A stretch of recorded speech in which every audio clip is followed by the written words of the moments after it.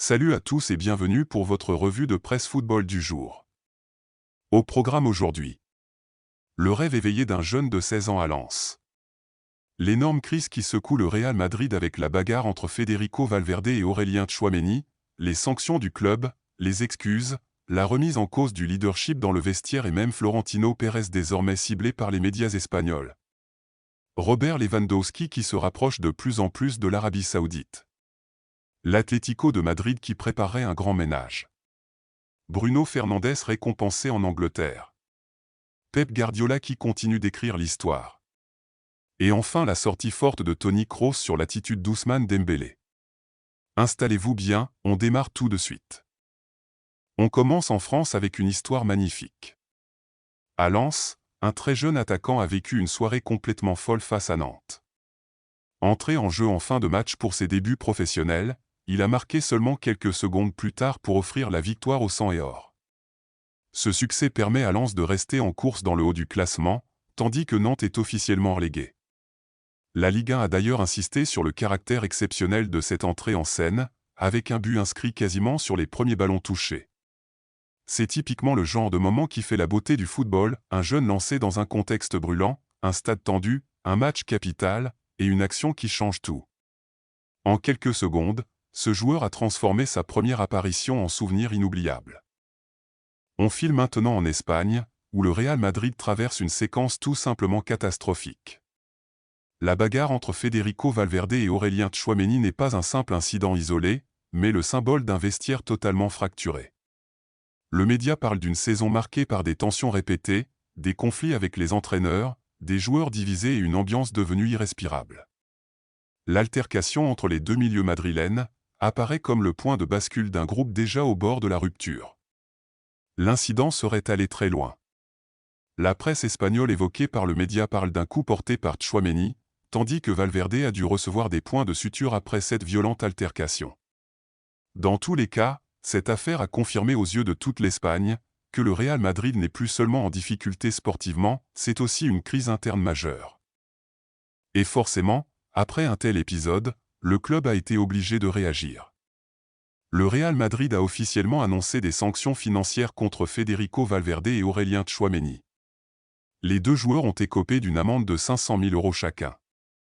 Dans son communiqué relayé par Foot Mercato, le club explique que les deux milieux ont exprimé leurs regrets, se sont excusés mutuellement, puis ont également présenté leurs excuses au club, à leurs coéquipiers, au staff et aux supporters.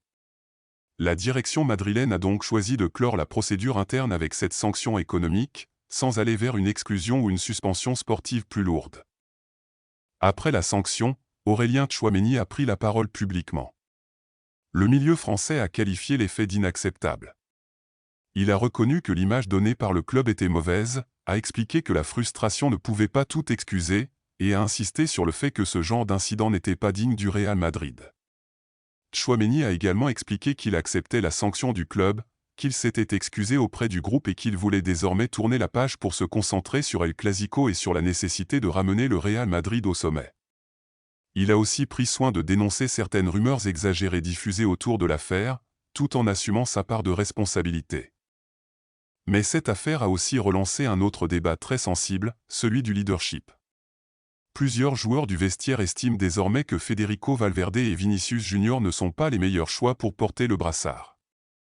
Le système de désignation basé sur l'ancienneté serait remis en question, preuve que la crise ne se limite plus à un simple incident entre deux joueurs, mais touche directement à la hiérarchie interne du groupe.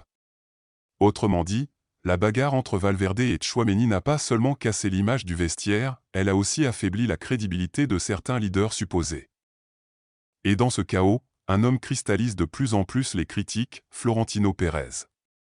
Plusieurs journalistes espagnols considèrent désormais que le président madrilène porte une lourde responsabilité dans la situation actuelle.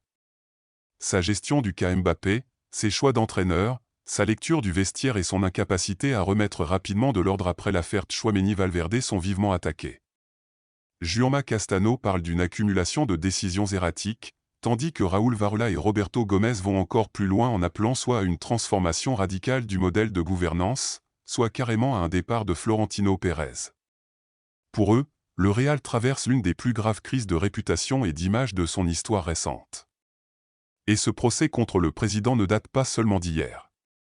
Un autre article expliquait déjà que Florentino Pérez était de plus en plus pointé du doigt pour son obsession autour de certains dossiers, son fonctionnement très présidentialiste, l'absence de vraie modernisation sportive, et plusieurs choix contestés sur le mercato comme sur la structuration du club. On poursuit avec le FC Barcelone et l'avenir de Robert Lewandowski.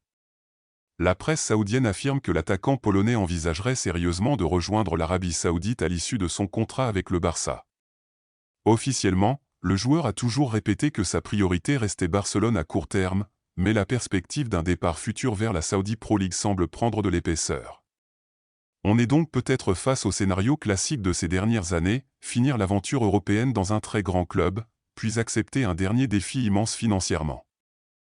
Du côté de la Premier League, Bruno Fernandes a reçu une distinction majeure. Le capitaine de Manchester United a été élu meilleur footballeur de l'année par la Football Writers Association. La BBC insiste surtout sur son poids immense dans la saison mancunienne et dans la qualification du club pour la prochaine Ligue des Champions. Ses performances ont été jugées décisives sur la durée, bien au-delà de ses seules statistiques.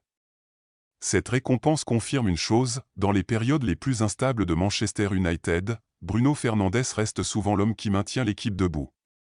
Et cette reconnaissance venue des journalistes anglais renforce encore son statut dans le football britannique.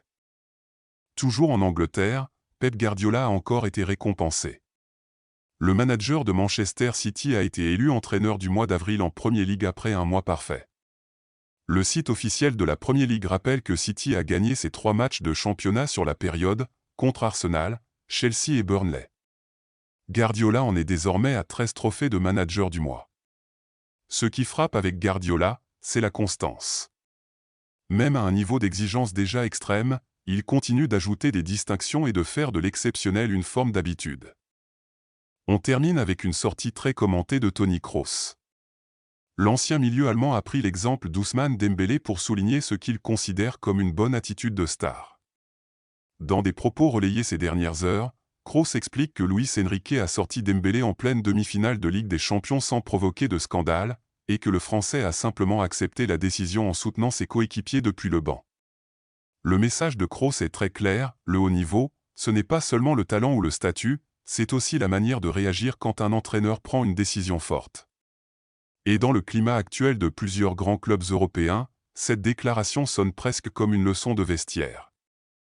Voilà pour l'essentiel de cette revue de presse. Entre l'exploit du jeune héros lensois, la crise monumentale qui secoue le Real Madrid avec la bagarre entre Valverde et Tchouaméni, les sanctions, les excuses, la remise en cause du brassard et les critiques de plus en plus fortes contre Florentino Pérez, sans oublier Lewandowski, l'Atlético, Bruno Fernandes, Guardiola et Kroos, l'actualité football est encore une fois énorme. Dis-moi en commentaire quel sujet t'a le plus marqué aujourd'hui. La crise du Real Madrid, le jeune crack de Lens, ou l'avenir de Lewandowski.